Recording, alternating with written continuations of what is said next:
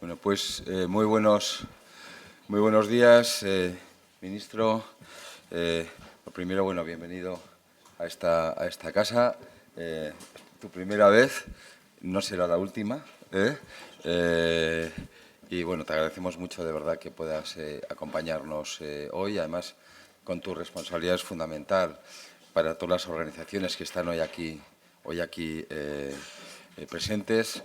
Lo primero, siempre yo explico que esta es la casa de todas las empresas españolas, las grandes, las medianas, las pequeñas, también los autónomos y también todos los territorios, como bien conoces también, que como en tu anterior responsabilidad, también en la parte de Cicale y de Valladolid, y también de todos los sectores. Yo creo que ese es un dato importante. Yo, y la verdad es que nos congrega aquí un tema muy importante. Yo creo muy importante donde cuando estamos hablando de esos retos de la digitalización, de la sostenibilidad, y en este caso de la sostenibilidad, realmente hoy es dar visibilidad a lo que es la demanda, en este caso, del transporte pesado, ¿no? El transporte que es fundamental, para absolutamente todos los sectores. O sea, no solo el propio del transporte, que está aquí representado, sino lo que significa realmente la economía de un país. En este momento en España prácticamente el 96% de lo que es todo el transporte, la logística que tiene un país realmente funciona a través del transporte terrestre. De ahí la importancia realmente, no solo, insisto, para lo que es el sector, que es totalmente transversal, sino también para muchos más sectores. Y en ese sentido, yo creo que hay un elemento importante, y es que todas las empresas están preparadas, están con ese tratamiento y trabajo en la disrupción de lo que serían las nuevas tecnologías, pero siempre hay que poner un pero el problema es cuando a veces en las regulaciones se va por delante de lo que es la propia realidad. Y la propia realidad lo que nos dice es que hay que ir a esas transiciones tecnológicas desde un planteamiento de neutralidad tecnológica, porque si no, lo que podemos conseguir es que teóricamente pues las cosas parece que llegan, pero realmente es casi imposible que lleguen. Y luego, además, yo creo que hay una de las patas también desde el plano, y por eso hablo de la economía, de la sostenibilidad, que es la pata económica, donde lógicamente también hay que tenerla presente para que este país sea competitivo. El sector, el macrosector, vamos a decirlo, hizo ya una propuesta, ¿no? Una propuesta que lo que te pedimos es que se pueda trasladar a la Comisión Europea en el sentido de un tratamiento realista de lo que es la transición, partiendo de la base que todos estamos a favor de esa transición.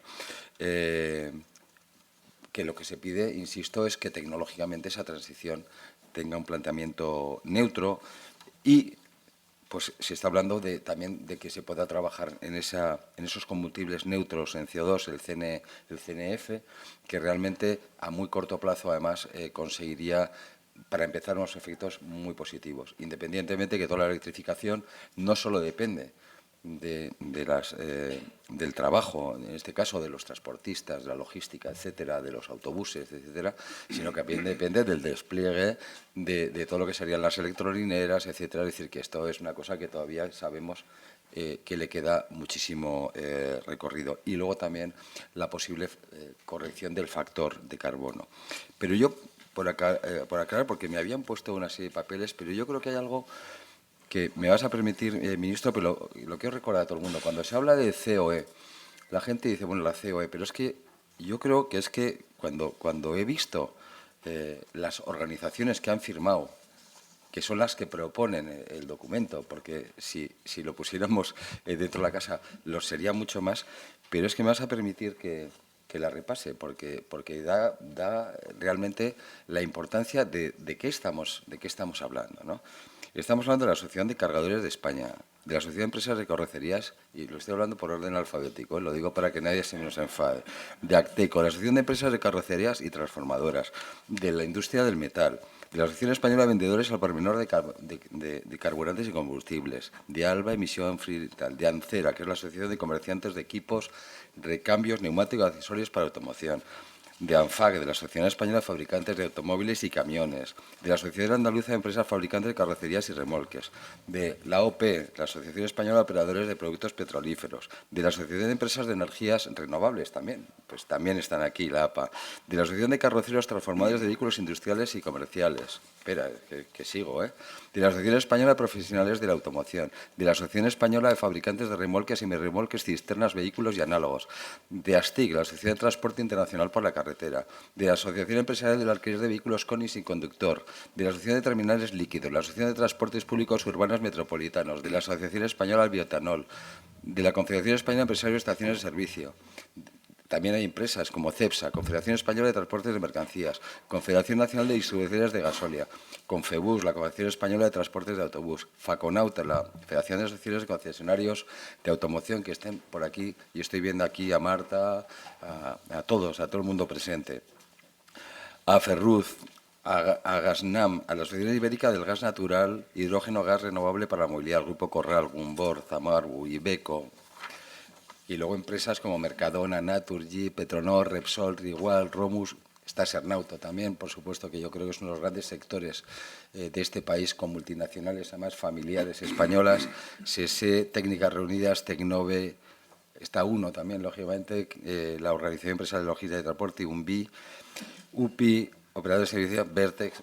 Bueno, cuando suelo decir que aquí realmente confluimos las empresas, esto yo creo que es lo que demuestra de la importancia, porque cuando se va en unidad, es que realmente el problema es muy serio, porque si no, normalmente podría haber diferencias entre uno y otro sector diciendo yo quiero un poco de lo mío. Entonces, ahí lo que sí te pido es, bueno, pues en lo que se pueda trabajar. Yo creo que hoy es una jornada importante donde efectivamente se va a poner en valor este tema, se va a explicar de por qué, vamos a decirlo, sería necesario, o sea, el trabajar en el documento este que se ha firmado, pero, insisto, ministro, con un planteamiento totalmente de innovación y un planteamiento de ganar el futuro. Es decir, que nadie está diciendo me quiero quedar como estoy, sino que lo que se está diciendo es vamos a trabajar juntos. En este caso es muy importante también con el sector público. Cuando se habla del efecto público-privado, es fundamental juntos, y yo te lo agradezco mucho en este caso que estés aquí, trabajar juntos realmente para conseguir que España llegue efectivamente a conseguir esos objetivos que realmente estamos todos trabajando en ellos, en esa Agenda 2030. Pues gracias y le paso la palabra al ministro. Muchas gracias.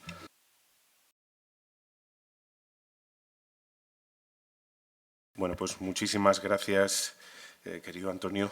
Es verdad que es la primera vez que estoy en esta casa, aunque él y yo nos hemos encontrado en muchas ocasiones como consecuencia de mi actividad previa como alcalde de Valladolid. Y tuvimos, la verdad, oportunidad de coincidir en muchos foros muy variados, ¿no? Y esta es la primera visita a esta casa, pero es un día, desde luego, para mí muy importante, porque hoy abordo con vosotros una materia que me apasiona, que es el tema del transporte y de la movilidad sostenible, y lo hago después de una jornada como la de ayer, que fue una jornada feliz, yo creo, para el empresariado español, en particular para el sector del transporte. No exactamente para el transporte por carretera, pero yo creo que al final es una buena jornada en beneficio de todos, ¿no? Ayer, también es por carretera. También por carretera, sí, pero bueno, es verdad que ahí tenemos también que corregir un poco, ¿no? Porque es verdad que de ese puerto el 94% de lo que sale por carretera, y eso yo creo que tampoco es bueno, ¿no? Yo creo que tenemos que, no sé si es muy popular esto decirlo aquí, ¿no? Pero la verdad es que, bueno, la ampliación del puerto de Valencia era un tema que estaba bloqueado y había que desbloquear por el bien de nuestro país, ¿no? Y bueno, esto lo digo a modo de introducción porque es también una tarjeta de presentación para los que no me conozcan respecto a cómo abordo yo las cuestiones, ¿no? Yo soy una persona, lo dije en mi discurso de toma de posesión como ministro, que está en política para hacer, no para estar. Hay gente que me dice, bueno, es que si haces esto igual dejas de estar. Y yo siempre digo, bueno, pues si no lo puedo hacer, pues prefiero no estar. Es decir, que yo no estoy en política para estar, ¿no? Y había que hacer. Ayer había que tomar una decisión y la tomamos, ¿no? También mi forma de trabajar, y espero que lo puedan comprobar a lo largo del mandato, es el diálogo. Mi despacho está abierto. Esta misma semana me reuní con ANFAC. Una de las partes importantes de la agenda de esa reunión fue precisamente el sector del transporte pesado. Y Y yo me gusta ir con los profesionales del sector de la mano. Nadie sabe mejor que ustedes cómo están las cosas y, por tanto, son ustedes un faro fundamental para iluminar la labor que yo tenga que realizar, ¿no? Nadie me va a asesorar mejor que quienes trabajan en el día a día en este sector, ¿no? Por tanto, el diálogo va a estar presente en todo momento en el trabajo del Ministerio. Y las puertas abiertas, y nos vamos a cansar de vernos, de tener reuniones, de agotar argumentos, de buscar salidas, y espero que cuando lleguemos al final de ese proceso de diálogo, las soluciones sean consensuadas. Ese es el objetivo, ¿no? También les digo que a veces no se puede consensuar y a veces cuando ya se ha agotado el diálogo y no hay posibilidad de consenso, hay que decidir. Ayer también fue un buen ejemplo, ¿no? Ha habido diálogo, en este caso, con personas y con sectores pues, afines al Gobierno. No ha sido posible un acuerdo, hemos tomado una decisión y hemos tirado para adelante, ¿no? Adoptando la decisión que creemos que es lo mejor para España. A veces no daremos gusto a todos, pero bueno, lo vamos a intentar ir de la mano del sector en todo lo que sea posible, ¿no? Y es verdad que el sector vive un momento de transformación absolutamente histórico, ¿no? Estamos en un punto de cambio del paradigma, de cambio de tecnologías, etcétera, y coincido plenamente con el análisis que hace el presidente de la COE. Yo creo que, y esto lo he dicho muchas veces como alcalde, yo vengo de una ciudad fabricante de automóviles. Sé muy bien las dificultades en el cambio de tecnologías que se están intentando imponer de una manera, pues muchas veces, pues a veces acelerada, ¿no? Y sé de la necesidad de hacer transiciones que permitan que lleguemos al final de la carrera sin haber perdido el aliento, ¿no? O sea, no fallecer en el intento, ¿no? Ese es el reto, porque sabemos hacia dónde vamos, está muy claro, sabemos de dónde venimos, pero para llegar a donde vamos no podemos dar un salto porque a lo mejor nos rompemos la crisma, ¿no? Es importante que seamos capaces de recorrer ese camino a la velocidad que seamos capaces como corredores de soportar, ¿no? Y eso implica diálogo con el sector, implica sentarse, implica hablar de las posibilidades reales que tiene el sector de acometer los cambios y a qué velocidad puede hacerlos, ¿no? Es verdad que no todo recae sobre el Ministerio de Transportes, hay cuestiones reglamentarias que, bueno, como saben muy bien, están en manos de Transición Ecológica. Nosotros venimos ahora mismo de un Consejo Europeo en el que se han adoptado algunas medidas en relación con el transporte por carretera, algunas relacionadas con la seguridad, otro con el tema que tanto preocupa, que es el tema de las emisiones. Al menos hemos introducido algunos elementos de seguridad en torno a la medición de las emisiones. Y bueno, estamos en pleno debate sobre algunas cuestiones que son tremendamente preocupantes para el sector, medidas, etcétera. Hablábamos hace un momento de un tema concreto de los duotrailers y demás, y bueno, tenemos evidentemente que decidir. El Ministerio, como saben, en el pasado ejercicio habilitó un plan de 400 millones para incentivar la compra de vehículos ya adaptados a las nuevas realidades. Y estamos trabajando ya, tenemos que empezar a habilitar un nuevo mecanismo para incentivar esa compra. Esto mismo se habló con ANFAC esta semana, nos hemos emplazado a trabajar, lo hago en este acto, les emplazo a trabajar juntos para intentar encontrar un sistema que sea el mejor posible para fomentar la renovación de la flota, ¿no? Es evidente que necesitan ayuda, las nuevas tecnologías son muy caras en este momento y si no hay ayuda es muy difícil que se puedan hacer y hacerse con competitividad, ¿no? El plan anterior ha sido un éxito. No tanto en cuanto a camiones, sí en cuanto a autobuses, ¿no? Pero se ha agotado y bueno, pues vamos a intentar que en el próximo seamos capaces de responder a las necesidades del sector y que pueda ser un paso más adelante en la búsqueda de soluciones en el corto plazo y en el medio plazo, ¿no? Y por mi parte, pues nada más. Yo creo que el camino se demuestra andando y nunca mejor esto decírselo a quien se dedica precisamente a recorrer el camino y llevar a los hogares y a las familias pues lo que necesitan. Este es un sector que mantuvo al país vivo en un momento crítico y esto nunca debemos dejar de recordarlo.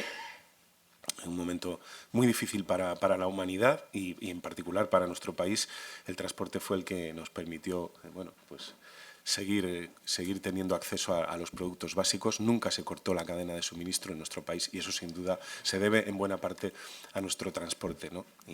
Y por eso yo quiero hoy reconocérselo aquí.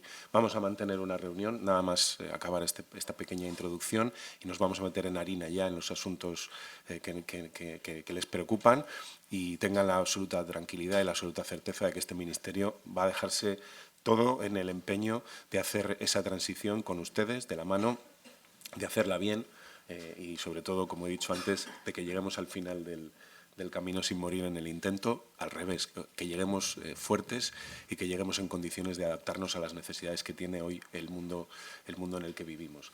Así que nada más, muchísimas gracias por su hospitalidad, por invitarme a este acto, al que no he tenido la más mínima duda de asistir, y me tienen a su disposición para todo lo que necesiten, tanto desde el punto de vista colectivo como COE, como todas esas organizaciones que has mencionado y que ayer me tuve la oportunidad de estudiarme muy bien, y ya sabía yo que venía a un foro verdaderamente completo. Así que nada, muchas gracias a todos y todas. Gracias. Muchísimas gracias, ministro. Ahora yo creo que se va a abrir la jornada. Yo creo que va a ser muy interesante. Y es verdad, yo agradezco mucho la mención que has hecho a la responsabilidad de todos los sectores empresariales, en este caso del transporte, de la logística, en la época del COVID. Y yo añadiría otra parte más, y es la responsabilidad de todo el transporte pesado, cuando en algunos casos se han convocado huelgas totalmente ilegales y no representativas. Y yo he tenido que trabajar, y he trabajado mucho con estos sectores donde se ha puesto por encima de todo la responsabilidad de país. Yo creo que eso también es un tema de agradecer, que quiero poner encima de la mesa. Por eso hay que atenderles. Por eso hay que atenderles mucho, para que realmente puedan seguir trabajando realmente para que este país funcione, porque es que si no se para. Por tanto, los camiones tienen ruedas y andan, y así es como anda la economía. Muchísimas gracias, ministro.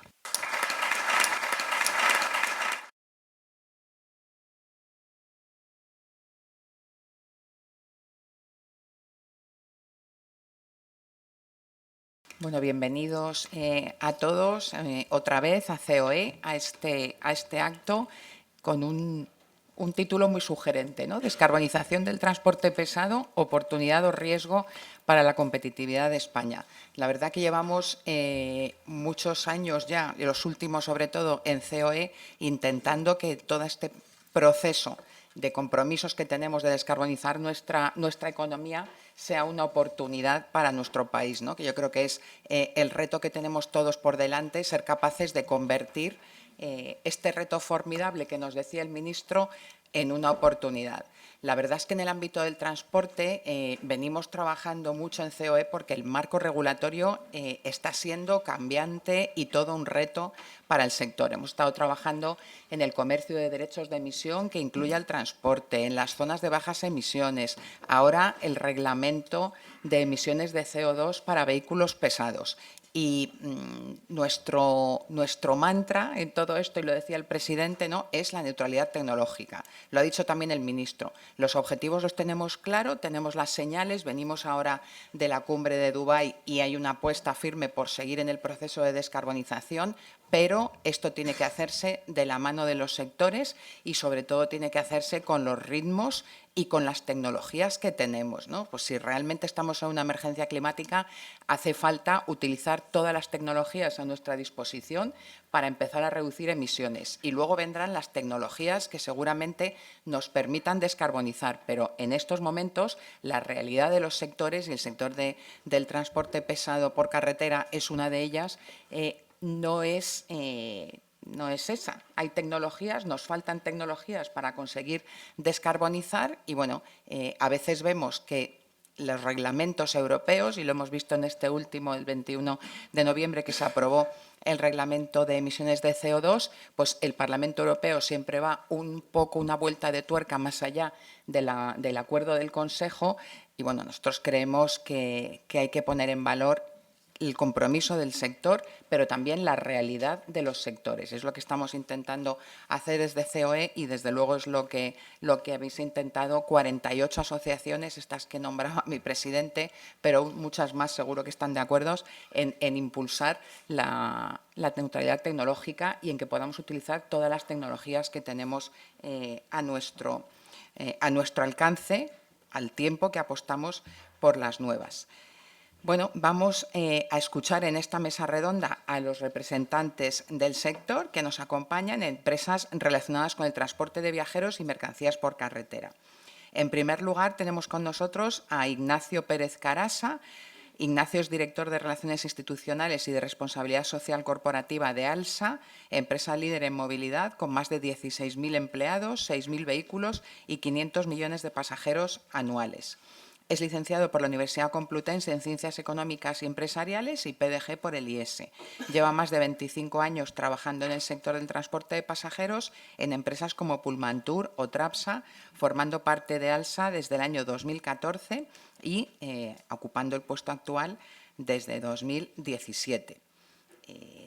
Menciones y actividades importantes. Tengo aquí embajador de la marca Ejército, vicepresidente de la sección de pasajeros de ASTIC, miembro del Comité Ejecutivo de CEIM, miembro de la Comisión de Pasajeros de la IRU y miembro de la Comisión Europea y de la Sostenibilidad de la UITP. Bienvenido, Ignacio.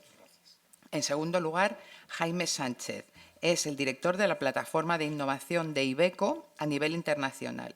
Es doctor en Ingeniería Industrial por la Universidad Politécnica de Madrid e ingeniero superior por la Universidad Carlos III de Madrid, además de ejercer como director en la compañía Iveco, de la cual forma parte desde hace 10 años. También es miembro independiente del Consejo de Administración del Canal de Isabel II. Colabora como profesor e investigador en la Universidad Nebrija y además tiene experiencia en el sector público. Ha investigado y publicado trabajos sobre desarrollo urbano sostenible, así como descarbonización. Bienvenido, Jaime. En tercer lugar, Ángel González. Es el actual director de la compañía de logística integral OnTime y durante más de 30 años fue también el director general de la compañía Acotral, desde su incorporación en 1993 y hasta el momento de la compra por OnTime. En el año 2025, la compañía tiene intención de dar el salto a nivel internacional europeo. Son unos de los principales operadores logísticos de la península y están especializados en grandes corporaciones. Entre sus áreas de actividad destacan la distribución urbana sostenible, el e-commerce, cargas completas y servicios dedicados, ADR y logística industrial, entre otros. Bienvenido, Ángel. Y, por último, Héctor Cebrián. Héctor es el encargado de Public Affairs y proyectos de descarbonización de SESE. Es una empresa aragonesa que es un operador logístico integral internacional que funciona en más de 20 países alrededor de todo el mundo y desde hace más de 25 años. Fue la primera empresa española en implantar el dúo tráiler en nuestro país. Actualmente tienen puesto el foco en transformar su modelo de negocio en uno más responsable, sostenible y flexible para poder alcanzar la cadena de suministros del futuro. Ya han realizado actividades encaminadas a lograr este objetivo junto con Repsol para lograr no solo un cambio en la industria, sino también un cambio de impacto positivo en la sociedad. Tienen el objetivo de convertirse en una empresa neutra en emisiones de CO2 para el año 2050 y más de 60 de todos sus vehículos operan ya con combustibles renovables. Gracias a esta tecnología han conseguido emitir a la atmósfera alrededor de 1.100 toneladas de CO2. Pues bienvenido, Héctor. Muchísimas gracias a todos. Como ven, amplia experiencia en esta mesa redonda y una cosa que a mí me encanta decir siempre, que es que no queda en este país ni una sola empresa ni un solo sector que no haya repensado su modelo y sus productos en clave de sostenibilidad, ¿no? Como vamos a ver ahora. Y bueno, tienen todos ustedes unos tarjetones para hacer preguntas que luego irán recogiendo para que le haremos al final una ronda de preguntas a los ponentes, pero yo voy a empezar preguntándole a Ignacio. Ignacio, como presidente del área de responsabilidad social corporativa de ALSA, ¿nos puede contar cómo están realizando la transformación de la flota de autobuses para avanzar en el proceso de descarbonización? Gracias, Cristina, y buenos días a todos. Muchísimas gracias por contar con nosotros. Vamos a ver, nosotros lo primero que quiero transmitir es que el compromiso de ALSA con la descarbonización es firme e inequívoco. Nosotros ya en el año 21, justo después de plena pandemia, hicimos unos compromisos públicos de descarbonización, compromisos que quizás hoy ya están un poco desfasados, pero que incluían que todos nuestros autobuses urbanos para el año 35 iban a ser neutros en carbono, y íbamos incluso más allá para que en el año 40, todos el largo recorrido nuestro también se descarbonizara e incluso afectara también a nuestras explotaciones en Marruecos. Hemos sido y venimos siendo pioneros en la introducción de nuevas tecnologías.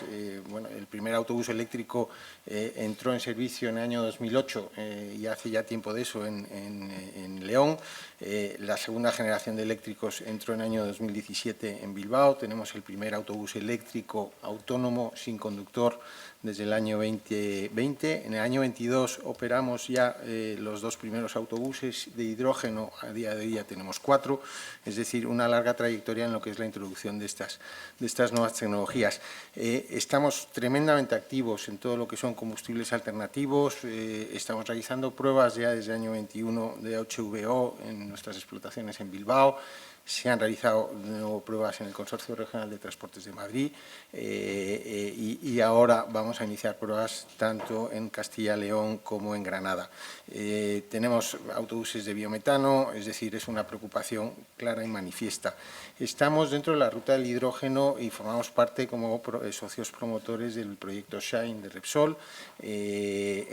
Nuestro compromiso ahora mismo con el hidrógeno es elevado. Vemos que es un poco nuestra ruta de descarbonización sinérgica en todas nuestras explotaciones, por cuanto vemos que es la única tecnología a día de hoy admitida que nos puede llevar a una descarbonización tanto del largo, del medio y del corto recorrido.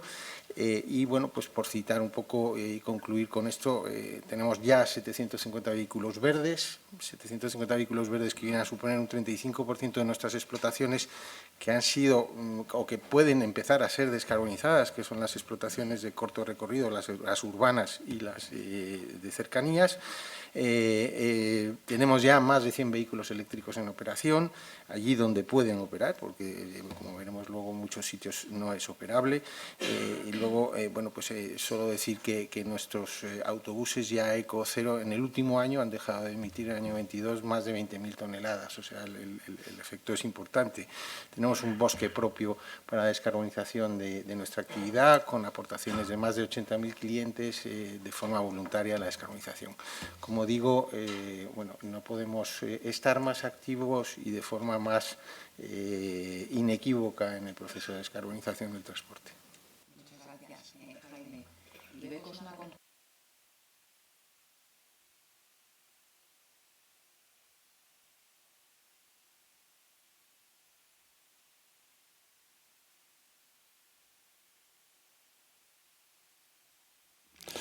Bueno, pues en primer lugar, muchas gracias también por hacernos participar de esta jornada. Creemos que es importante desde el punto de vista de los fabricantes.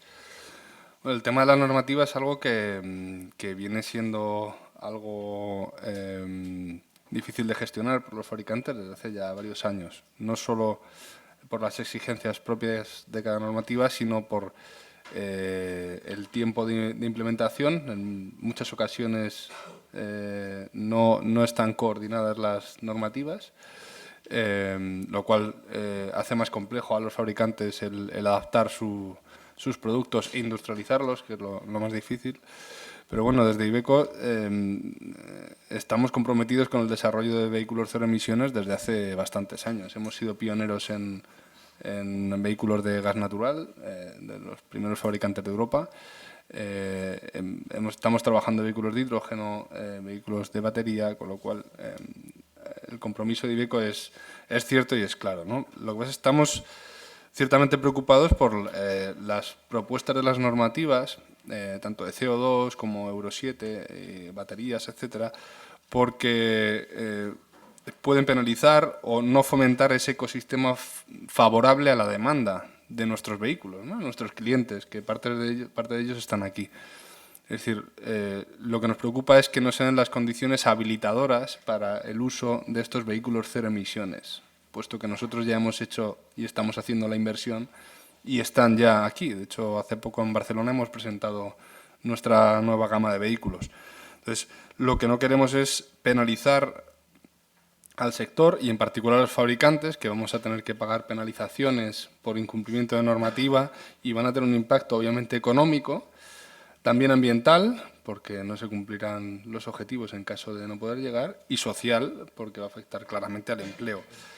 En cuanto a Euro 7, bueno, pues el retraso de la normativa, las discusiones entre los diferentes entes públicos, el trílogo que estamos esperando ahora, a ver cómo se resuelve, lo único que hacen es añadir incertidumbre a nuestros equipos de diseño y también a las fábricas. Tenemos que pensar siempre, como he dicho antes, en la industrialización. Es lo difícil. Hacer un prototipo es fácil, pero industrializar un camión no es tan fácil, ¿no? Para que se hagan una idea, en la fábrica de Madrid, solo como base, solo como vehículo base, podemos generar más de 40.000 combinaciones diferentes. El vehículo industrial es una herramienta de trabajo, no es sencillamente un vehículo para viajar los fines de semana. Es la herramienta de trabajo de nuestros clientes. Y por eso lo único que pedimos es que haya una coordinación de normativas que se ajusten a la realidad, como hemos dicho aquí, y que habiliten esas condiciones para que el sector sea sostenible desde el punto de vista medioambiental, por supuesto, pero también económico y social. Muchas gracias, Jaime. Ángel, usted lleva más de 30 años al cargo de empresas de logística y en este periodo el sector ha experimentado grandes cambios, pero parece que la descarbonización igual es el mayor reto que han enfrentado hasta ahora. ¿Cuáles han sido las mayores dificultades a lo largo de todo este recorrido y cómo cree que se presenta el futuro para el sector? Bueno, muchas gracias por la invitación. Y si me preguntas por las dificultades, yo creo que este sector ha tenido siempre, ¿no? De siempre ha tenido dificultades, bueno, supongo que como casi todos, pero nosotros además tenemos otro componente y es que somos un sector apocalíptico. Entonces, cada vez que se nos acerca una dificultad, todo se hunde, todo desaparecerá, no seremos capaces de superarlo y aquí seguimos. Yo especialmente haciendo bueno el tango, ¿no? De 20 años no es nada, pues mira, ya 30 empiezan a ser ya algo más serio, ¿no? Yo siempre hago referencia cuando yo llegué a este sector, se iban a cambiar los semirremolques de 12 metros, algunos de aquí ya también se acuerdan, no soy el único, de 12 metros a 13,60, ¿no? Y aquello iba a ser el fin de la industria, de los vehículos usados, de los transportistas autónomos y de, bueno, pues del mundo en general. Y aquí seguimos. Este sector, una de las dificultades que tiene es el marco normativo. Yo creo que somos el sector con más normativa del mundo. Es impresionante. Tenemos tal cantidad que yo quizás por eso, bueno, para demostración los cambios de euro, ¿no?, que hemos vivido todos, algunos yo he presenciado el apocalipsis 5 veces, pues yo llegué con el euro 1, luego, pero bueno, aquí el que más y el que menos ya he visto unos cuantos, ¿no? Pero ese marco normativo, yo si tuviese que decir cuál es la principal dificultad del sector, creo que esa es la que ha provocado el que quizás no somos lo suficientemente proactivos, porque es que no nos da tiempo ni adaptarnos a lo que nos imponen. O sea que, pero bueno, que sirva como excusa, pero también como acicate, ¿no?, al sector. Tenemos que ser mucho más proactivos. Yo siempre en esto recuerdo que en el 2005 nosotros conseguimos de la DGT un primer permiso para sacar el primer EMS, el primer megacamión o dúo, lo que sí, entonces era un 25-25 que habíamos visto en Suecia y demás, a las carreteras españolas en el 2005. Lo fabricamos entonces y demás. Conseguimos sacarlo a la carretera en el 2017. O sea, tardamos 12 años en impulsar. Bueno, pues es verdad que por medio hubo una crisis terrible y bueno, y muchas dudas. Pero bueno, todo eso que iba a pasar, que se iba a caer los puentes, que íbamos a romper todas las carreteras del mundo, que bueno, pues aquí seguimos y hoy hasta el propio ministro pues habla de los dúos, ¿no? Pues lo cual nos ha dado mucha alegría. ¿Este es el reto más difícil que tenemos? Yo creo que, como antes muy bien han dicho el presidente y el ministro, aquí el reto no es tanto la descarbonización, sino como la velocidad que quieren darle. ¿Sí? O sea, ese desajuste entre la realidad que vivimos y lo que se pretende hacer es realmente lo que, si de verdad queremos hacerlo, no sé quién es el que va a poner el dinero, porque eso es a base de muchísimo dinero. ¿Que al final lo conseguiremos? Lo conseguiremos. ¿En los plazos que nos proponen? No lo sé. Yo sé que, vamos, una pequeña radiografía del sector, yo sé que todos los presentes la conocen perfectamente, pero vamos a pensarla desde el punto de vista de la descarbonización, ¿vale? Vamos a ver quién va a ser el actor que va a descarbonizar el transporte terrestre en España. 117.000 empresas, 100.000 menos de 5 camiones. Esas no se van a mover, ¿no? Vamos, yo creo que está claro. Ahí no vamos a hacer ni uno. Solo 3.000 tienen más de 20. Ahí a lo mejor hacemos algo, pero mucho tampoco. Es decir, la parte que puede, no que esté dispuesta, que puede moverse del sector, salvo que la ayudemos muchísimo, es cortísima. Es cortísima. El resto no tiene la opción. Entonces, tenemos que inventar cosas nuevas. O sea, no vale poner una norma y fijar una fecha, ¿vale? Yo con ese tema, decir lo de las matriculaciones de pesados del 22, ¿no? Pues no, que están, el 1% de los vehículos de pesados fueron eléctricos, el 1% de los matriculados ese año. Si lo ponemos en referencia a los 300.000 vehículos en número gordo que tienen, ¿no?, que se dedican al transporte público, es el 0,02%. Y todavía hay quien dice que vamos a llegar al 55 del 2030, ¿no? Esto es imposible. O sea, esto o nos lo tomamos de otra manera o así no va a ser, ¿no?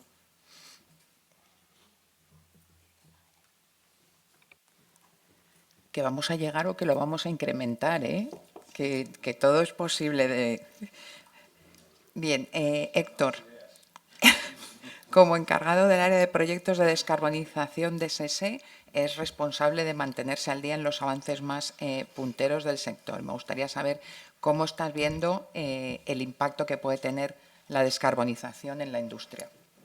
Hola, buenos días. Lo primero, agradecimientos a la organización por habernos invitado a participar en esta jornada con un público tan ilustre y con la participación también del ministro Garamendi abriendo la jornada, ¿no? Entrando en la cuestión que nos planteas, pues nosotros vemos que es un reto para la industria bastante importante el acometer la descarbonización del transporte pesado de mercancías, si bien somos optimistas, puesto que autoridades o instituciones y empresas debemos trabajar para habilitar un amplio abanico de posibilidades y de alternativas sostenibles que nos permitan seleccionar aquellas que son más eficientes para cada tipo de transporte, ¿no? Creemos fundamental, por tanto, respetar el criterio de neutralidad tecnológica que nos permita, pues, poder ir decidiendo de una forma libre y en base a criterios de eficiencia. No debemos olvidar que España es un país periférico que tiene que hacer muchos kilómetros para posicionar sus mercancías en los países centrales de la Unión Europea, a diferencia de otros competidores que están más cercanos a dichos mercados. Entonces, sabiendo que la transición ecológica supone un coste, puede impactar en la competitividad y lo que tenemos que trabajar es para minorizar ese impacto y desde una perspectiva individual nosotros estamos trabajando incluso viéndolo como una oportunidad, ¿no? Una oportunidad de ofrecer a nuestros clientes ese valor. O sea, se aproxima a la sostenibilidad por varios motivos. Primero es por responsabilidad, porque creemos que no es una opción, que es un mandato, una necesidad por responsabilidad con el entorno y con las nuevas generaciones. Estamos intentando trabajando para generar un impacto positivo en nuestro entorno. Luego, por necesidad, porque somos conscientes que hay un mandato muy claro por parte de las autoridades y también de nuestros clientes de descarbonizarnos. Y otro como oportunidad, como ya he comentado, puesto que si somos capaces de ofrecerles las soluciones más eficientes en cada momento para cada tipo de transporte, pues podemos salir fortalecidos frente a nuestros competidores. Dejar de ser vistos simplemente como empresas que movemos mercancía del punto A al punto B, sino aportando también un valor diferencial en cuanto a innovación y sostenibilidad, ¿no? En ese sentido, nosotros nos hemos marcado unos objetivos de reducción de emisiones, ser neutros en 2050, unos objetivos de reducción intermedios del 40% para 2030 y del 20% para 2025. Y nos hemos dotado de un plan de acción que denominamos Smart and Green, que lo que hace es combinar la innovación, la optimización de las operativas con la introducción de medidas sostenibles, ¿no? Esa es nuestra vía que creemos que es la necesaria, el conseguir ahorrar para conseguir invertir en tecnologías más costosas, ¿no? Y dentro de esas vías, o 4 vías con las que estamos actuando, yo mencionaría 4. Una es intermodalidad, que por supuesto, siempre que es posible, la intentamos utilizar, pero que todos somos conscientes de las limitaciones que tiene, ¿no? A día de hoy es un 5% de la cuota del transporte en este país y por mucho que nos esforcemos, tampoco vamos a multiplicarlo por muchos números, ¿no? Por otro lado, pues actuamos con optimización de los recursos disponibles, flota renovada, menos de 3 años de antigüedad, formación eficiente de los conductores, aplicaciones que nos hacen una recomendación de velocidad adecuada para cada momento del transporte para intentar ahorrar las emisiones, también una gestión global de nuestros flujos logísticos para intentar reducir los kilómetros vacíos y de esa forma, siendo más eficientes, pues reducimos también nuestras emisiones. A más, también estamos trabajando, como bien ha comentado Ángel, en el tema de los vehículos modulares, en los duotrailers hemos sido pioneros en este país y también estamos impulsando el debate a nivel europeo. Creemos que tiene una gran ventaja en el que parte de conseguimos transportar el doble de mercancía con una única unidad de tracción y al final el consumo utilizado por tonelada transportada pues se reduce un 30%, ¿no? A la par que conseguimos contener los costes logísticos, conseguimos reducir las emisiones. Una solución eficiente que esperamos que, como ha nombrado el ministro, pues pueda ser legalizada lo antes posible para empezar a encaminar el sector hacia la sostenibilidad, ¿no? Y por último, y no menos importante, todas estas medidas nos permitirían acometer la sostenibilidad en una parte importante con una reducción importante, pero no ser neutros. La neutralidad va a pasar por la introducción de combustibles alternativos y la electrificación de las flotas. Los combustibles renovables, hemos sido pioneros junto a Repsol, Scania y SEAT y consideramos que tiene muchas ventajas, puesto que es aplicable a día de hoy y consigue reducir un 90% las emisiones netas de CO2.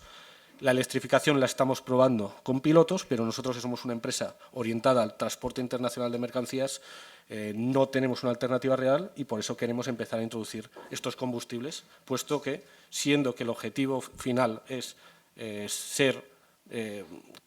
generar una reducción de emisiones de CO2 en la atmósfera, no importa en qué método o qué forma lo consigamos. Tanto un combustible alternativo como un vehículo eléctrico generan un impacto positivo, siendo que no hay una solución electrificada que nos dejen, con el principio de neutralidad tecnológica, empezar a avanzar en esta dirección y que se respete e incluso se incentive este tipo de soluciones. Muchas gracias. Vamos a seguir con la neutralidad tecnológica, con ALSA. ALSA tiene flota de autobuses interurbanos de larga distancia, opera en ciudades, en zonas rurales.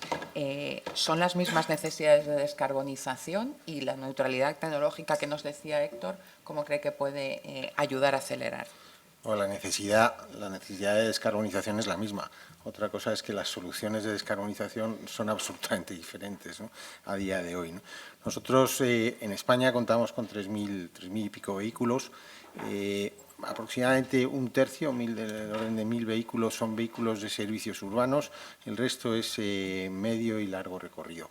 En el ámbito urbano, la descarbonización bueno, pues se está afrontando, ya lleva tiempo. La solución del vehículo eléctrico, sin ser todavía la óptima y todavía con periodos de optimización importantes, sobre todo en cuanto a tiempos de recarga y en cuanto a autonomías, bueno, pues parece que puede ser la solución definitiva, pero eso solo nos está afectando a un tercio de nuestra actividad, ¿no? El resto de los 2 tercios restantes, pues como decía antes, nosotros estamos haciendo una apuesta importante por el hidrógeno. Sin embargo, esa apuesta importante por el hidrógeno, que hoy está en 4 unidades piloto funcionando en servicios urbanos de Madrid y de Zaragoza, bueno, se quedan a medias. O sea, son pilotos donde los fabricantes han sido capaces de adaptar la tecnología de hidrógeno en recorridos urbanos donde no es la mejor solución. Sin embargo, no existe a día de hoy ningún prototipo todavía aplicable a ese largo recorrido, que es donde de verdad el hidrógeno va a tener una efectividad, ¿no? Estamos teniendo buenos resultados en cuanto a autonomía, magníficos resultados en recarga, sin embargo, bueno, pues son costes tanto de adquisición de los vehículos como operativos muy elevados todavía y que tienen que ir llegando a una economía de escala que permita su aplicabilidad, ¿no?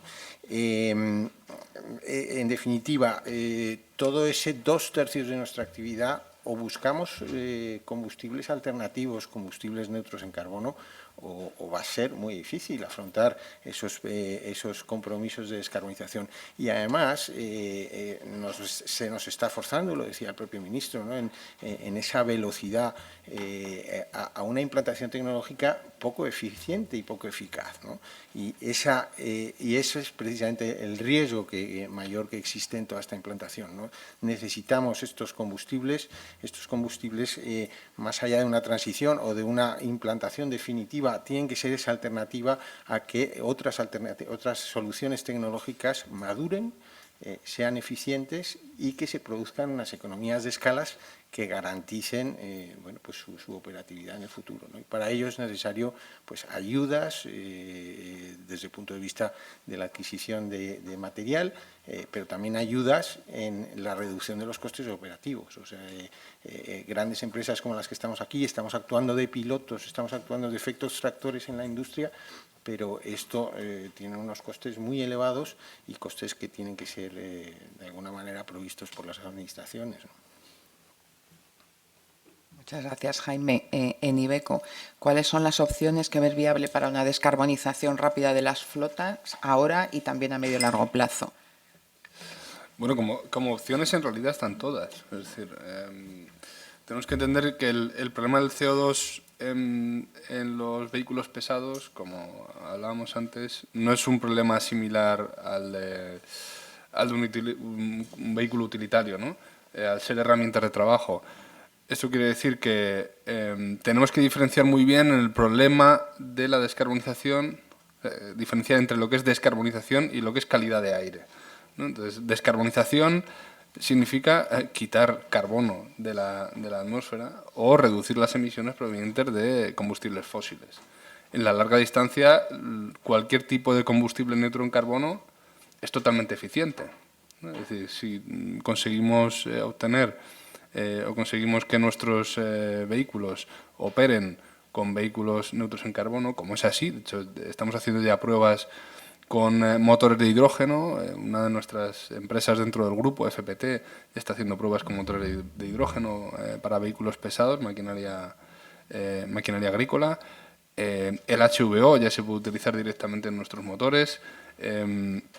Hay opciones en Iberoamérica, se está trabajando mucho con bioetanol y, como decía antes, nosotros somos pioneros en vehículos de gas. Todo lo que sea biometano está disponible para descarbonizar, para quitar carbono del transporte a larga distancia. A nivel local o calidad de aire, que puede estar ligado o no a la descarbonización, ahí sí que los vehículos cero emisiones deberíamos decir, ¿no? Emisiones locales, pues están disponibles también, ¿no? Tanto para la última milla como para algunas misiones regionales que nuestros clientes pueden acometer. Entonces, el problema de la descarbonización es que intentamos verlo siempre desde el prisma del vehículo actual. Ahora mismo tenemos una evolución del motor de combustión interna desde hace más de 100 años, que es una solución totalmente optimizada. Se puede utilizar en cualquier tipo de emisión. Y respondiendo a tu pregunta, ¿qué tipo de tecnología está disponible? Es que no es una, es que son todas. Por eso, en los objetivos de descarbonización a 2045, a 2030 del 45%, a 2035 del 65% y a 2040 del 90%, nos parece bien siempre que se consideren los combustibles neutros en carbono, hablando de neutralidad en cuanto a carbono. Si hablamos de contaminación local es otra cosa, ¿no? Entonces acogemos muy bien, por ejemplo, que ya se esté tratando de incorporar el hidrógeno como combustible cero emisiones, pero entendemos que no es solo el hidrógeno, hay otros muchos que de hecho se pueden aplicar ya directamente en nuestros motores. Ángel, como proveedores de grandes corporaciones, ¿cómo cree que afectarán los planes de descarbonización del transporte pesado de la Unión Europea a toda la cadena de valor? Bueno, perdona, que quisiera empezar siguiendo un poco con el razonamiento de Jaime, bueno, y lo que tú también, Cristina, comentabas antes, sobre el tema de neutralidad tecnológica, ¿no? Yo creo que, evidentemente, la neutralidad tecnológica es una de las herramientas, y vamos, es la que podemos y la que tenemos que usar, ¿no? Pero creo que tampoco debemos olvidar la de la eficiencia energética, ¿no? También lo decíamos aquí en esta mesa antes, ¿no? Creo que es muy importante la eficiencia energética. Nosotros tenemos medios de transportar más con menos, ¿sí? Y con menos emisiones, y esto lo estamos dejando pasar. Y cada día, cada kilo de CO2 que emitimos importa. Pues esto no es gratuito. Y está en nuestra mano, porque lo tenemos en un documento en el Ministerio, pues varias acciones, las 44, los mega, en fin, muchas cosas que realmente van a favor del medio ambiente. Y además las tenemos aceptadas. Entonces, yo creo que retrasar esto es jugar gratuitamente a emitir CO2 y después salimos dando discursos fantásticos de lo bueno que somos y de cómo nos preocupa el medio ambiente, ¿no? Bueno, pues mira, ahí tenemos una opción que ha costado mucho y que la seguimos teniendo guardada en un cajón, ¿no? Así que vamos a ver si somos capaces de impulsar eso. Entonces, neutralidad tecnológica. Y no olvidemos la eficiencia energética. De hecho, en On Time hemos conseguido la tercera estrella Lean and Green, lo que significa que hemos reducido el 35% nuestras emisiones, que se dice pronto, desde que empezamos en el proyecto, y no ha sido a base de camiones de hidrógeno. Ahora sí tenemos pesados eléctricos para distribución urbana y cosas así, pero tampoco es un porcentaje significativo. Esto se ha hecho a base de, como lo comentaba Jaime, de motores eficientes. Es que la reducción cuenta, eso vale. ¿Vale? Nosotros, y ahora hilando con tu pregunta, en estas grandes corporaciones es lo que nos piden, ¿no? Nosotros tenemos la suerte, pues, de trabajar con grandes corporaciones que, pues que evidentemente demuestran su compromiso con el medio ambiente. Pero también, por muy grandes corporaciones que sean, también tenemos que entender, o sea, ese golpecito de empatía, de sentarnos en el sillón y decir que ellos tampoco pueden repercutir, porque esto tiene sobrecostes. Mientras no adaptemos la velocidad del cambio a la realidad, esto va a tener sobrecostes. Y esos sobrecostes, lo que tenemos que decidir, si queremos de verdad mantener la velocidad, es quién los paga. Y si los tiene que pagar el consumidor final, ¿no? Como diría el Rodríguez Brown, ¿no? Que diría aquello de, ¿lo va a pagar usted, señora? ¿No? Pues exactamente, pues eso es lo que va a pasar. ¿Entiende? Al final lo va a pagar el consumidor final. ¿Entiende? Pero si estamos dispuestos a hacer eso, porque también en la sociedad también hacemos muchos gestos bastante hipócritas, ¿no? En ese sentido, ¿no? Nos encadenamos para la central nuclear y después pedimos una funda del móvil en Hong Kong que nos trae un chino, ¿verdad? Y tú dices, joder, macho. Entonces, no es consecuente tampoco. Desde la sociedad vamos a tener que poner nuestro granito de euro. En este caso, vamos a tener que poner un granito de euro cada uno si queremos mantener esa velocidad. No, creo que con un granito no llegamos. Un poquito más de un granito va a ser. Héctor, habéis sido el primer grupo de logística nacional que ha trabajado en pruebas con combustibles renovables para el transporte de mercancías por carretera. ¿Qué nos puedes contar de esta experiencia? ¿Cómo están siendo las pruebas piloto y los resultados? Bueno, pues la experiencia con los combustibles renovables no puede ser más satisfactoria de lo esperado, ¿no? Porque en 2022 empezamos a tener conversaciones, incluso un poquito antes, con Repsol para intentar habilitar este combustible renovable en España, ¿no? Para empezar a introducirlo. Veíamos por la experiencia nórdica que era una solución que podía ser bastante útil para la descarbonización del transporte de pesado de larga distancia cuando aún no tenemos otro tipo de soluciones como la electrificación, ¿no?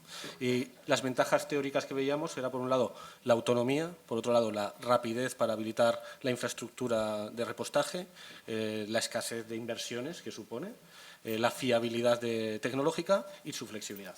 El tema de autonomía, pues al poder ser utilizado en un camión de combustión diésel, podemos tener hasta 4.000 kilómetros de uso, ¿no?, del vehículo, lo que nos permite hacer un transporte España-Alemania con repostaje en frontera, ¿no? Y eso nos permite seguir en las operaciones con la eficiencia de hoy en día y no tener que adaptarnos a otro tipo de autonomías, como es el del camión eléctrico, que a día de hoy no supera los 250 o 300 kilómetros en el mejor de los casos, ¿no? Por otro lado, la facilidad del repostaje, pues lo único que se tenía que conseguir es aunar unos volúmenes adecuados para poder habilitar un depósito y empezar a operar. Eso es lo que hicimos en julio de 2022 en Esparraguera, en el entorno de Martorell, de la planta de SEAT, y junto a otros clientes como Coca-Cola, pues aunamos un volumen de unos 10 vehículos y empezamos a operar, ¿no? Por otro lado, adicionalmente, teníamos la confianza en que la tecnología creíamos que era fiable. El motor de combustión lleva décadas o más de décadas de experiencia, y la única duda podía ser cómo podía afectar este combustible a la maquinaria, ¿no? Entonces, había una experiencia previa con los biocombustibles de primera generación que había generado algunas dudas, pero ya nos avisaron que en este caso era totalmente distinto y que el impacto era nulo, incluso que podía generar hasta unos beneficios. Y esa es la realidad. Y por otro lado, el tema de flexibilidad de uso, pues es una molécula prácticamente idéntica a la de origen fósil, lo que permite ser combinado en porcentajes con el diésel, e incluso si no hay un punto de suministro por problema de que no hay red o porque hay un problema en el suministro en ese momento, podemos volver a repostar con un diésel y seguir con nuestra operativa sin el impacto que nos generan otros combustibles alternativos, que si te quedas sin infraestructura, el camión no se mueve, ¿no? Entonces, esas eran las ventajas teóricas, y desde ese momento, con el inicio de los 10 camiones en pruebas, pues hemos ido comprobando, por un lado, que las operaciones se realizan con total eficiencia, que no hay ningún problema, que el combustible es totalmente inocuo para la maquinaria, que es fiable, no genera un impacto negativo, que las reducciones de emisiones de CO2 son en el entorno del 90% de emisiones netas, en términos netas, como estamos comentando, el consumo muy similar, y por tanto el único impacto que nos hace dentro de nuestro modelo de negocio es la diferencia de precio con el diésel tradicional. Pero es una solución muy competitiva y que hay algunos clientes que están dispuestos a pagar para empezar a emprender ya el camino de la descarbonización, ¿no? Entonces, viendo estas soluciones y con una situación a más de 18 meses vistas, en estos momentos tenemos más de 60 unidades en la carretera, con un consumo de este mes probablemente unos 200.000 litros, y evitando ya este mes mismamente más de 400 toneladas de CO2, ¿no? Nuestra intención es seguir en esta línea, que actualmente ya representa un 10% de reducción de emisiones de nuestra flota propia de española, la flota española, y continuar para seguir cumpliendo esos objetivos que nos hemos marcado y que he comentado antes, y que creemos que incluso, si sigue así, podrán ser superados. Para ello vamos a necesitar el apoyo de las instituciones, respetar la neutralidad tecnológica y que los combustibles renovables sean considerados como un medio apto para conseguir el fin último, que es la reducción de emisiones de CO2, ¿no? Y para ello creemos que es una solución eficiente y válida. Muchas gracias, Héctor. Pues voy a abrir el turno de preguntas de la sala. No sé si tenemos algunas ya. Les recuerdo que tienen sus tarjetitas para hacer preguntas, porque en este panel han sido muy disciplinados y han ocupado su tiempo perfectamente. Así que tienen la oportunidad de hacerles bastantes preguntas. Dirigida a Héctor. ¿Cómo cree que impactará el transporte de mercancías, al transporte de mercancías el objetivo de electrificar la flota de vehículos nuevos un 45% en 2030 si no se habilita la opción de los combustibles líquidos neutros en emisiones de CO2? Vale, pues nos va a impactar de una forma indirecta, ¿no? Porque para entender un poco el reglamento, lo que se está marcando son unos objetivos a la industria pesada, ¿no?, a los fabricantes, que tienen que reducir las emisiones, en este caso se consideran de tubo de escape, de matriculaciones de un 45%. Se pueden conseguir o bien mejorando la combustión de esos motores térmicos, o bien contando pues, la parte eléctrica que se vaya vendiendo. Entonces, si venden 45 camiones de cada 100, el objetivo estaría, eléctricos de cada 100, el objetivo estaría más o menos cumplido. El problema que tenemos, si no se reconocen los combustibles neutros en emisiones, es que si en esa fecha la electrificación sigue siendo más cara y no tiene una posibilidad de ser aplicada en tipos de transporte como el nuestro, que es el de la larga distancia, se nos estaría encareciendo el vehículo tradicional y nos estaríamos viendo con mucha dificultad para mantener la competitividad y seguir descarbonizándonos, ¿no? Por ello, esperamos que sea reconocido los combustibles renovables a efectos tanto del reglamento de vehículos pesados como otro tipo de normativas europeas que se están desarrollando. Muchas gracias. Para Jaime, ¿contemplan la utilización de motores de combustión interna con mezclas de biometano e hidrógeno verde y en qué proporción? Sí, todo lo que sea mezclas de combustibles, por supuesto. El hidrometano, que llaman algunos expertos, sí, claro que la contemplamos. A nivel técnico es totalmente factible. A día de hoy la regulación, si no recuerdo mal, permite incluir hasta un 2% de hidrógeno como mezcla, y técnicamente seguramente se puede llegar cerca del 10 sin hacer prácticamente nada en el motor. Y más allá, obviamente va a ser una de las soluciones siempre y cuando la normativa se abra. Como decía Héctor, nos están exigiendo matricular vehículos cero emisiones y, sin embargo, no se está contemplando la utilización de este tipo de combustibles. Pueden ser mezclas de cualquier tipo. Como decía antes, en Iberoamérica se están contemplando también mezclas con alcoholes, ¿no? Con bioetanol, gas, etcétera. Con lo cual, sí, a nivel técnico supone cierta complicación, sobre todo con porcentajes muy altos de hidrógeno en la mezcla, pero a día de hoy ya se puede hacer, aunque sea en un porcentaje minoritario, ya se puede hacer, es totalmente viable. Una pregunta para Ángel. Habéis hablado varias veces del aumento de masas y dimensiones. ¿Tenéis alguna pista de si se va a aprobar pronto? Si no sale este mes, ¿qué pasa con los duotrailers que están en pruebas de on time?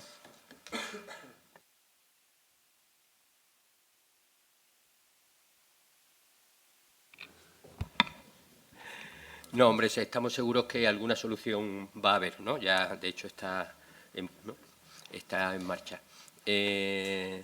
No creo que tampoco, o sea, no sé si pistas no tenemos, pues acaba de llegar el Gobierno y tiene que mover los acuerdos pendientes, pero sí que estamos seguros que paso atrás no va a haber. O sea que no creo que nos quiten los duotrailers de la carretera a esta altura, porque no se haya llegado a tiempo a un cambio legislativo que tenía que haber sido hace un año, 9 meses.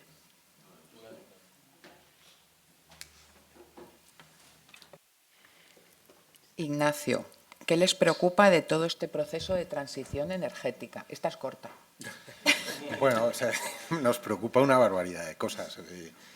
No sé, se me ocurren varias. Primero, la inseguridad que se observa en todo el sector. Y cuando hablo de todo el sector, hablo de operadores, hablo de manufactureros, en cuanto a la elección de las estrategias de descarbonización. Es decir, todavía nadie tiene muy claro por dónde ir. El otro día hablaba con un manufacturero que está apostando por la electrificación en el largo recorrido de manera clara y efectiva, cuando otros estamos yendo al hidrógeno. Es decir, todo esto se nos puede desmontar de repente y alguien, como le coja con el paso cambiado, puede pegarse un bofetón importante, ¿no? Me preocupa la falta de evolución y, en ese sentido, la pérdida de eficacia que está habiendo en las motorizaciones de combustión. Podíamos estar avanzando tremendamente en motores mucho más eficientes que en sí mismos descarbonizarían tremendamente la actividad, y no se está haciendo o se va a paralizar. Hay un tema como el mercado de emisiones, en el cual todos vamos a entrar en el año 27, bueno, que nos va a producir un efecto inflacionista tremendo. O sea, estamos hablando del orden de al menos 12 céntimos por litro, ¿no? Y que vamos a sufrir tanto los sectores comerciales como los sectores privados del transporte y que además puede producir sin duda efectos especulativos, o sea, en la compra y la venta de esos derechos de emisión. La renovación gradual de la flota, es decir, si de repente hay un switch on, un switch off y una imposición de a partir de un año tal, todo tiene que ser no sé cuánto, la renovación de la flota es imposible, es imposible afrontar los volúmenes de renovación de flota con las exigencias que hay. Otra cuestión que me preocupa enormemente es, bueno, gracias a Dios el ministro ha hecho mención a la renovación de las ayudas o a la imposición de nuevos planes en la renovación de vehículos, pero sin embargo no ha tocado un efecto fundamental que es el encarecimiento de los costes de consumo que toda la imposición de nuevas tecnologías está imponiendo, ¿no? Y en definitiva, bueno, me preocupa o quiero hacer hincapié en un último tema y es, desde el punto de vista de transporte de pasajeros, la mejor promoción del transporte público es el mejor efecto que pueda haber para la reducción de emisiones por el ahorro que conlleva en el tráfico privado. Y para eso es necesario la introducción de infraestructuras dedicadas, la promoción del transporte público como tal y una priorización a ese transporte público que permita la reducción del tráfico privado. Bueno, en definitiva, tengo un montón de preocupaciones. No tenía ni la más mínima duda. Héctor, ¿qué feedback estáis recibiendo por parte de la industria en cuanto a la implementación de soluciones sostenibles pero más costosas para ellos?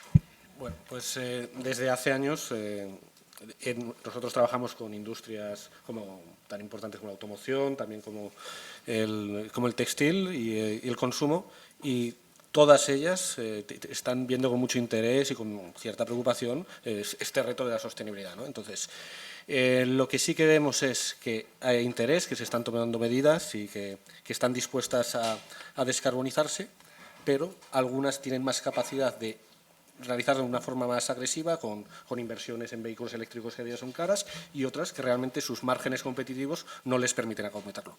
Por eso, lo que venimos defendiendo es ese amplio abanico de medidas, ese criterio de neutralidad tecnológica que nos permita ofrecer al cliente las soluciones más eficientes para su necesidad, puesto que en el caso de los combustibles renovables, a día de hoy, para larga distancia, es la solución más eficiente y menos costosa, que pueden ir escalando en una proporción mucho más asumible y con menor riesgo para ellos, ¿no? Entonces, sí que vemos que nos está sirviendo para ver qué empresa puede, qué empresa no puede, y en general, pues aquellas que tienen una orientación más a mercado y tienen mayores márgenes entran con mucha fuerza, aquellas que son más industriales y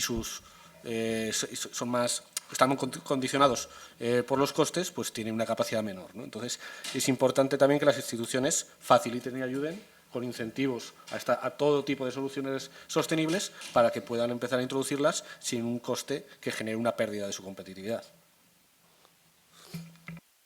Aquí tengo una pregunta contundente para Héctor e Ignacio. ¿De verdad nadie alza la voz sobre el coste que supone el impuesto especial de hidrocarburos que también pagan los biocombustibles? Bueno, iba un poco por esa línea un poco más suave, pero que sí es cierto que a día de hoy los combustibles renovables tienen la misma consideración fiscal que los combustibles fósiles. Nosotros entendemos que por el beneficio que generan para la sociedad y en la lucha contra el cambio climático, esta política se debería cambiar e intentar tener un reconocimiento mucho más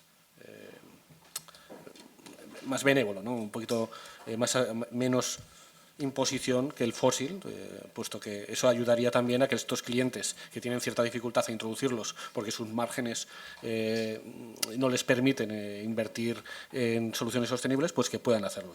Y esa es una de las líneas que creemos que tiene que entender el Gobierno, a la par que los nuevos peajes que vayan cayendo, que aunque se haya dicho que no vayan a entrar, en algunos países ya está pasando, pues que contemplen que esta solución tiene que tener una consideración distinta del fósil tradicional. Eso sería un poco. Bueno, poco más que añadir, pero vamos, va en la línea que mencionaba antes, que en definitiva es que el aumento de costes operativos tiene que ser financiado, o sea, la transición energética que se nos está imponiendo y que en la cual todos creemos en la velocidad en la que están imponiendo, lo único que está produciendo es unos sobrecostes tremendos. Ya venga a través de tasas que inequívocamente no deberían tener, o sea, a través del propio coste del producto, que por falta de escalabilidad y de introducción en el mercado, pues tiene todavía unos costes muy elevados, ¿no? Una pregunta para Ángel. ¿Qué le puede ocurrir al sector si no tienen en cuenta sus reivindicaciones?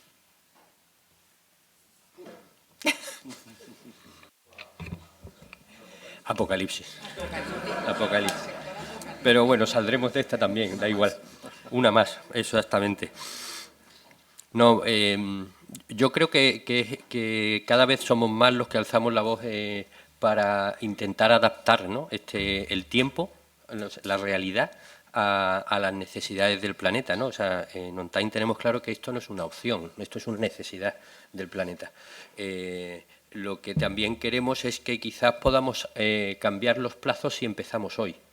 Si esperamos soluciones futuras, si esperamos soluciones absolutas, pues probablemente vamos a tener después poco tiempo, porque por el camino habremos emitido mucho CO2. Si empezamos a tomarlas hoy, quizá para esa solución absoluta que llegará y será competitiva cuando llegue, pero no va a ser en los plazos que están fijados, o por lo menos desde luego hoy no es lo que vemos, pues sí que vamos a sufrir mucho por el camino, ¿eh? Vamos a sufrir mucho. Aquí tengo una pregunta para todos, pero que la hemos contestado ya, sobre si no sería de gran ayuda aplicar una fiscalidad especial a los combustibles renovables. No sé si alguien tiene alguna pregunta más. ¿No? Les voy a dar una oportunidad de lanzar un mensaje o si queréis decir algo más.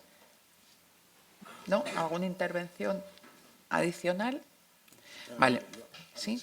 Simplemente yo creo que la voluntad de todos es inequívoca, o sea, la intención de descarbonización, esto no se puede ver como un intento de freno a la descarbonización, todo lo contrario. Yo creo que es una voluntad de todo el sector de forma unánime en producir una descarbonización ordenada, lógica y eficiente, no es otra cosa, ¿no?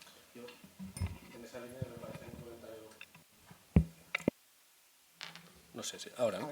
Un comentario muy acertado, ¿no? Lo que estabas diciendo, que remarcar que nosotros estamos muy comprometidos con la sostenibilidad, ¿no? Y que estamos trabajando en esta dirección, y que no es que no apostemos por soluciones como la electrificación, que lo estamos haciendo, sino que para empezar a andar hoy se tiene que facilitar las soluciones que son realistas a día de hoy, y esta es el combustible renovable, y para ello pues una adecuada fiscalidad o una adecuada consideración a efectos de cálculo pues son unas premisas básicas para poder empezar a descarbonizarnos.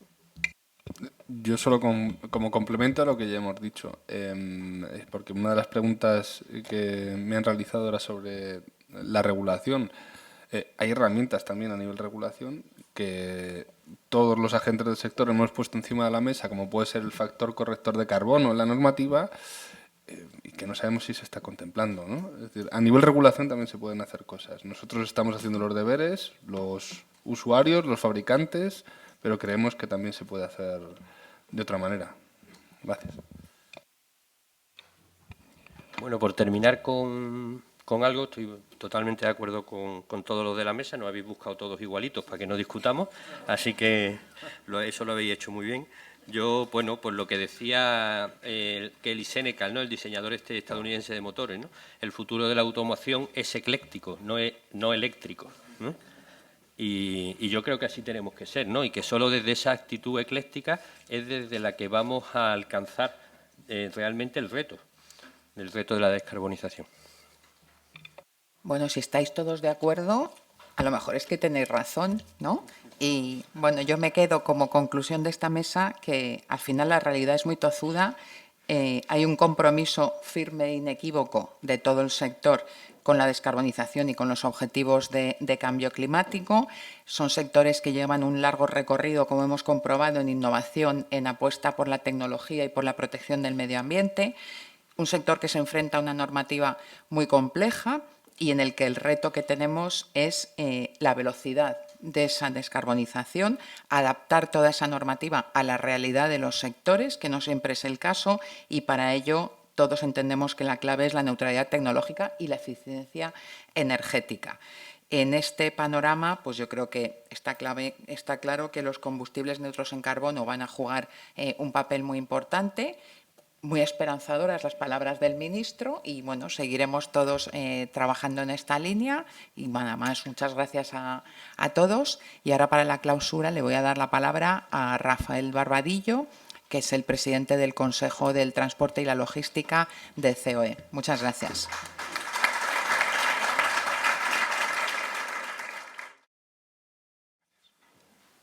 Bueno, pues buenos días a todos. En primer lugar, bueno, pues agradecer a los organizadores de esta jornada, ¿no? a la Asociación de Operadores Petrolíferos, a ASTIC, a la Asociación de Transporte Internacional por Carretera, a la CTM, a la Confederación Española de Transporte de Mercancías y a Confebus, la Confederación de Transporte en Autobús, ¿no? por organizar esta jornada que bueno, pues es muy oportuna para poner precisamente de manifiesto y visibilizar la situación que tenemos en el sector de transporte y vaya por delante, como decía Cristina Rivero o los que han intervenido en la mesa anterior, el compromiso que tiene el sector precisamente por la descarbonización, que no se interprete como que es que no queremos, sino que es que hay bueno, pues dificultades y que no podemos desechar ninguna de las tecnologías que hoy en día hay para precisamente poder alcanzar esta descarbonización del sector. Nuestro sector, el sector de transporte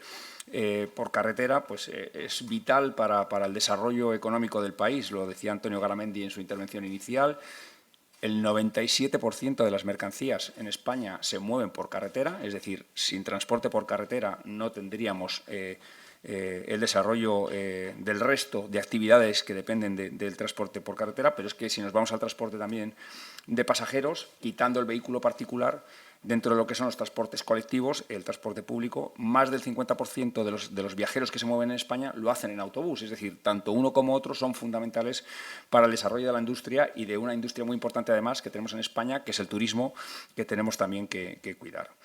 Y el reto de la descarbonización, que quizás sea el principal reto que tiene todo el sector del transporte por carretera, porque tradicionalmente nos habíamos utilizado unos combustibles y unos motores que habían ido evolucionando en eficiencia, pero había sido siempre lo mismo. Y ahora nos encontramos con que hay multitud de tecnologías y que no todas sirven para todo. Y, bueno, pues, y que el desarrollo tecnológico nos está impidiendo muchas veces el precisamente poderlas implantar. Nos encontramos que, y además se habla, como en la mesa que había antes o en otras mesas, se habla del coste, pero es que no solamente es el coste del vehículo. Estamos hablando muchas veces, pues, si vamos a la tecnología eléctrica, el coste del vehículo eléctrico es más del doble de un vehículo convencional de diésel, en nuestro caso. Pero es que ahí no termina, es que hay que adaptar toda la infraestructura de la empresa para la recarga del vehículo. Hay que adaptar los talleres, porque ya los talleres no son igual que antes, ya necesitas electricistas, se trabaja en alta tensión. Los conductores tienen que aprender a manejar una nueva tecnología para que la autonomía del vehículo sea la que tiene que ser y además la duración de la batería también sea la que tiene que ser. Es decir, supone un cambio tecnológico enorme, pero si nos vamos al hidrógeno nos pasa 3/4 de lo mismo. Si el vehículo eléctrico es el doble, el de hidrógeno es casi el triple. Y además, ¿qué pasa con toda la infraestructura de recarga de hidrógeno? Llega donde llega, hay lo que hay, y si es de hidrógeno renovable, el coste del hidrógeno renovable, hoy por hoy, como decía Nacho Pérez Carasa, pues es muy caro desde el punto de vista de la operación, no es rentable desde el punto de vista de operación hoy por hoy. Seguramente, como también decía Ángel, esto llegará, el desarrollo tecnológico evolucionará y podremos al final ir incorporando todas estas tecnologías. Pero no debemos desechar ninguna. El principio de la neutralidad tecnológica, que también Antonio Garamendi iniciaba esta mañana la jornada así, es fundamental y por tanto no debemos desechar ninguna de las tecnologías y en este sentido los combustibles renovables o los combustibles neutros en carbono permiten precisamente, utilizando el parque de vehículos de hoy, poder contribuir a un desarrollo rápido de la descarbonización de la actividad de transporte por carretera. Para nosotros es fundamental, por tanto, este tipo de tecnología que sea tenida en cuenta por parte de las administraciones para que se acelere de alguna manera el proceso de descarbonización, acompañado además de otro tipo de medidas, como pueden ser la fiscalidad precisamente de los combustibles, que también ha salido en la mesa anterior. Y en este sentido, pues las 27 organizaciones que esta mañana el presidente pues leía, ¿no? Firmamos precisamente un manifiesto para poner en valor y que las administraciones consideren pues esta tecnología para que la podamos utilizar y sea tenida en cuenta a la hora de descarbonización la actividad. Se ponía encima de la mesa también el problema que tenemos de incertidumbre, es decir, los fabricantes tienen un problema a la hora de fabricar, que no saben por qué tecnología apostar en fabricación de vehículos. Algunos están apostando hacia todas las tecnologías, otros se están apostando solo sobre algunas, pero es que nos vamos a la parte nuestra, la parte de operación, y tampoco sabes qué vehículo comprar. Es decir, pues algunos están apostando por el biogás, otros están apostando por el hidrógeno, la electrificación allí donde es posible en los entornos urbanos, y en definitiva estamos en un momento de incertidumbre que necesitamos aclaración, porque pues lo decía el ministro también, o sea, es un camino que nos podemos romper la crisma como nos equivoquemos. Es decir, es fundamental para nosotros, incluso con la incertidumbre regulatoria que también se está generando para todo el sector del transporte. Y que todo este camino, porque todo este camino, pues como decía, no es barato, lo poníais encima de la mesa anterior, tiene un sobrecoste importante para el sector. No es posible abordarlo si no es con ayudas, es decir, aquí necesitamos el acompañamiento de la Administración para poderlo abordar y, bueno, en este sentido el ministro ha anunciado un paquete de ayudas para precisamente acompañar al sector en la compra de vehículos, que esperemos que se materialice pronto para poder continuar en este proceso que estamos llevando a cabo de descarbonización. Y yo simplemente agradeceros a todos que hayáis venido, que estéis aquí con nosotros y que, bueno, pues que todas las soluciones tecnológicas son necesarias y ser tenidas en cuenta para poder abordar este proceso de la descarbonización. Muchas gracias a todos.